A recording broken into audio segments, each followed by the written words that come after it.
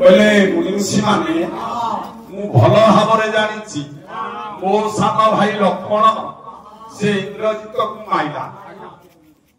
ତମେ କହୁଛ 12 ବର୍ଷ କାଳ ଯିଏ ଖାଇନି, 12 ବର୍ଷ କାଳ ଯିଏ ଶୋଇନେ, 12 ବର୍ଷ ଯିଏ ନାରୀ ମୁଖ ଦର୍ଶନ କରିନେ, ସିଏ ଇନ୍ଦ୍ରଜିତକୁ ମାରିବ। ମୋ ଭାଇ ଲକ୍ଷ୍ମଣ ମାଇଲା। ଆରେ ଯେଉଁଠାରେ ରହୁ ଯେ ଯତନେ କରୁ ଦୁଇ କୋଟିର ଭଲାରେ, ଦୁଇ କୋଟିର ଆରେ ଏକ କୋଟିରରେ ହୋଇ ସୀତା ଶଙ୍କର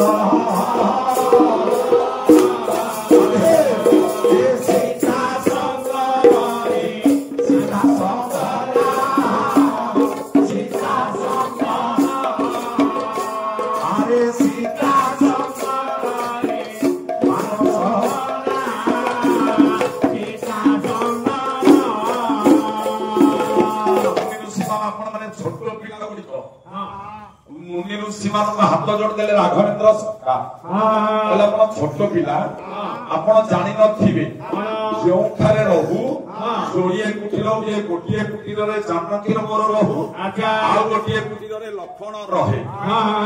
ତମେ କହୁଛ ଶୋଇ ନାହିଁ ବୋଲି। ମୁଁ ନିଜେ ଜାଣିଛି ଲକ୍ଷ୍ମଣ ମତେ ଫଳମୂଳ ପ୍ରତ୍ୟେକ ଦିନ ଆଣିକି ଦିଏ, ମୁଁ ତାକୁ ଭାଗ କରିକି ଲକ୍ଷ୍ମଣକୁ ଅର୍ପଣ କରିଛି। ଆପଣ ମାନେ କହୁଛନ୍ତି ଇନ୍ଦ୍ରଜିତ ଯିଏ ମାଇଲା ସେ 12 ବର୍ଷ ଖାଇବ। ସୀତା ଘେନି ଦୁହାବନେ ବୁଲିଲୁ ତୁଇ ଭାଇ ବନରେ, ସାଗରେ ସୀତାକୁ ନେଇକି ବୁଲିଲୁ। ତମେ କହୁଛ ନାରୀ ମୁଖ ଦର୍ଶନ କରିନଥିବ, କିନ୍ତୁ ଅସମ୍ଭବ କଥା। ମୁନି ଋଷି ମାନେ କହିଲେ ପ୍ରଭୁ ଆମେ ସେଇ କଥାକୁ ଟିକେ ବାସ୍ତବ ତଦନ୍ତ କରିବା ପାଇଁ ଆପଣଙ୍କ ନିକଟକୁ ଆସିଛୁ। ଆପଣ ଟିକେ ଏହାର ସମାଧାନ କରନ୍ତୁ। ପ୍ରଭୁ ଡାକିଲେ ସୁମନ୍ତ ଟିକେ ଲକ୍ଷ୍ମଣକୁ ଡାକ।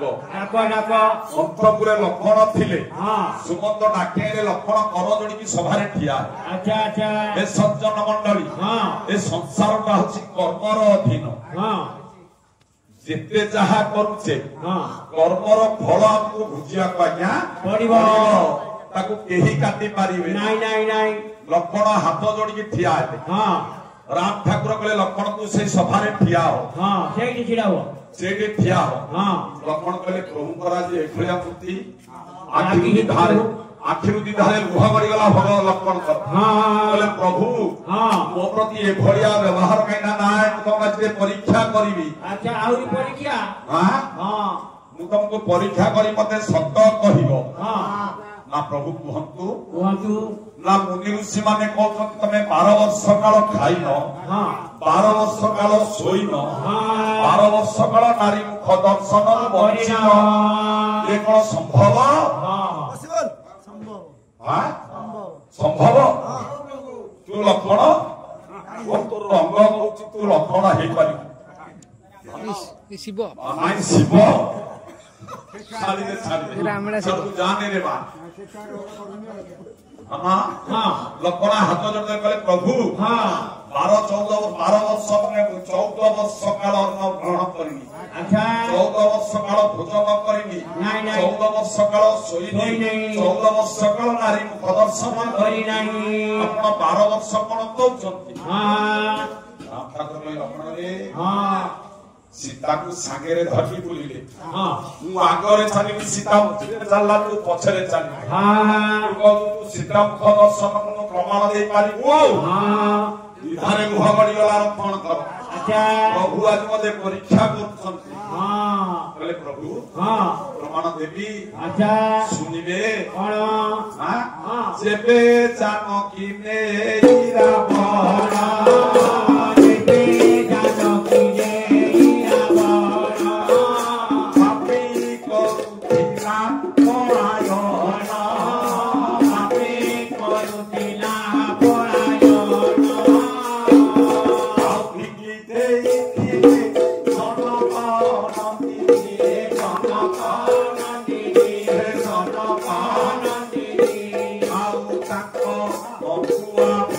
Oh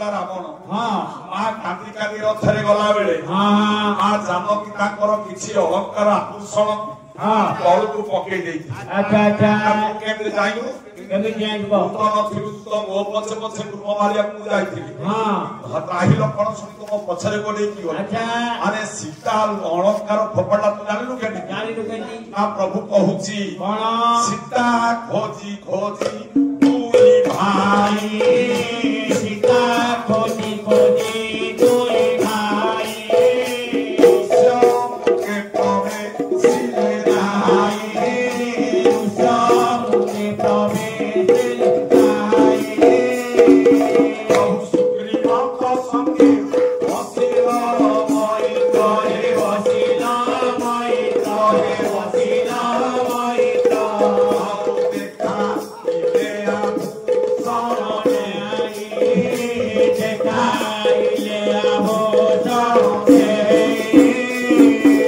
प्रभु चौदिन सुग्रीव संगे आप पवित्र हेले उत्सव पर्वत रे अग्नि के साक्षी रखी दी जटा बंधुता रे आबद्ध हेले अच्छा अच्छा सेदिन सुग्रीव कहले प्रभु हे मैत्रे उत्सव ऊपर हमें हनुमान आदि 4-5 जन बसिथि अच्छा अच्छा परे देखिलु स्त्री लोक टिए कांदी कांदी जाउची कटाकार पुरुष रावण ताकू कहूची रावण तो मु चिन्ह नथिली नाइ नाइ राम मान को देखि विकल रे कांदुथिबा स्त्री लोकटा किछि आभूषण मनि कोडू फोबाडी दै अच्छा अच्छा प्रभु देखिबे सब जाक आभूषण स्त्री को गोटेई रखिथिले आपन को देखैले आपन का आखिरु धार धर लुह पड़ी गला आपन मते देखले लक्षण रे मु जानि परमे देखिबे अलंकार जानकी रो कि ताहार मते अरे कोन मते देखाइले पिया कोन मते देखाइले पिया कोन चिन्ह चिन्ह रे ना फूल कोन चिन्ह चिन्ह रे ना फूल कोन ये कोई देखी नाई के देखी नाई के देखी नाई के आओ माता जानकी तोरा बहाना माता जानकी तोरा बहाना संस्कृत रामायण वाल्मीकि कृत लक्षण उत्तर देले कहले प्रभु ना हो जानामि केउरे ना हो जानामि कुंडले पूरा मात्र जानामि नित्य पदाभि वंदना मते कहले सबुजा अलंकार देखै दिले लक्षण देखुएला सीतांकर सेदिन सेते बेले कहतिली प्रभु जानकी कर बदन को केबे चाहिनी ए कानर फूल चिन्हि पारिबिनी नाइ देउल बोले जो बाहु के ऊपर ऊपर जहाँ दायित्व बोली कहूँ सुवर्णर दायित्व ताकू चिन्हि पारिबिनी कौन चिन्हिली माँ जानकी जो पंच आंगुठी भितर नुपुर भर्ती से नुपुर जोड़े पकई देथिले माँ कहली प्रभु नुपुर मात्र जानामि नित्य पदाभिवंदना प्रत्येक दिन माँ करे आपणकर चरण जुगल को धोई सेवा कला बेले पूजा कला बेले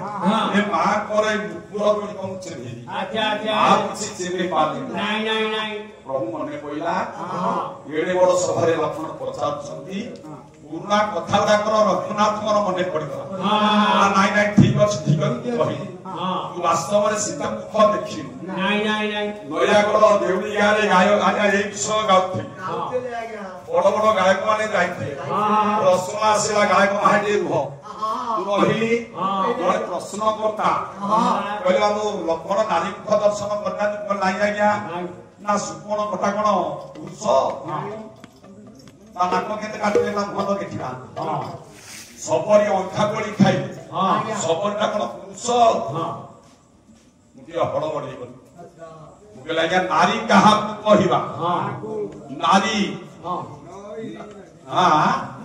न अरी न इरी नुह न ओइरी नुह न अरी अरी माने सतु ओइरी का जहा अरी माने ताहा नरी जे कहार शत्रु नुह सी हूँ नारी अच्छा माता हूँ नारी है पारिबनी नारी अर्थर शब्दरा गोटे कथा कले भार्या राम नारी बोली कहले सीता को बुझे दशरथ नारी बोली कहले कौशल्या को बुझे नारी हूँ स्त्रीवाचक शब्द तेणु लक्ष्मण स्त्री आसो सुपर्णकटा होगा आसुरी नरर स्त्री है नारी नर बोले मनीष गोटे असुरर स्त्री के नारी है पारिबो ए करे कटिला अच्छा सबरी सबरी होची मां से के नारी है पारिबो ना भाज्या है पारिबो तथापि मन को पाइला या से तो बाबा रे राघवेंद्र हाथ टेकितले कहले ठीक अछि लक्ष्मण तू नारी प्रदर्शन करिनो कहले सोइनो सोइनो 14 वर्ष काल सोइनो तू बंचु केमिति प्रभु लक्ष्मण हाथ टेकितले कहले प्रभु जेउ दिन पितृ सत्य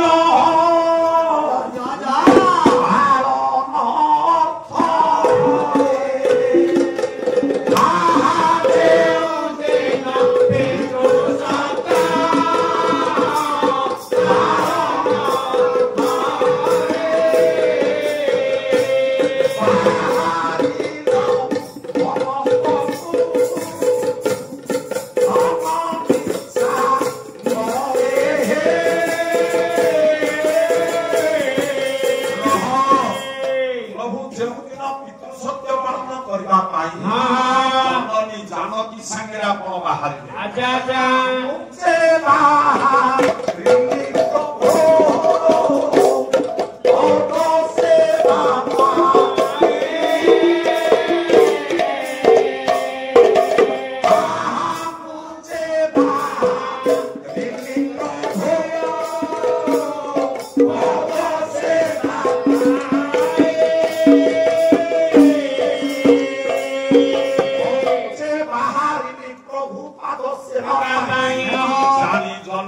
सुमित्रा